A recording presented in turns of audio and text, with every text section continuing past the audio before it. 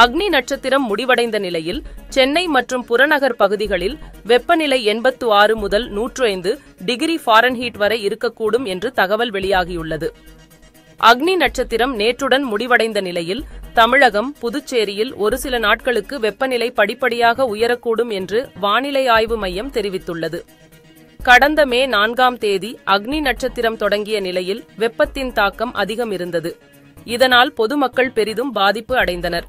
கடந்த 22ஆம் தேதி வங்கக்கடலில் காற்றழுத்த தாழ்வு பகுதி உருவானதால் வெயிலின் தாக்கம் குறைந்தது. இந்நிலையில் அக்னி நட்சத்திரம் நேற்றுடன் நிறைவடைந்தது.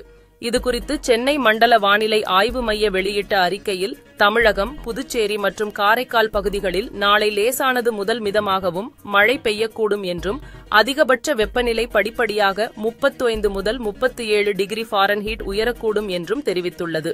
தொடர்ந்து சென்னை மற்றும் புறநகர் பகுதிகளில் வெப்பநிலை 86 முதல் 105 டிகிரி ஃபாரன்ஹீட் வரை இருக்கக்கூடும் என்றும் தெரிவித்துள்ளது.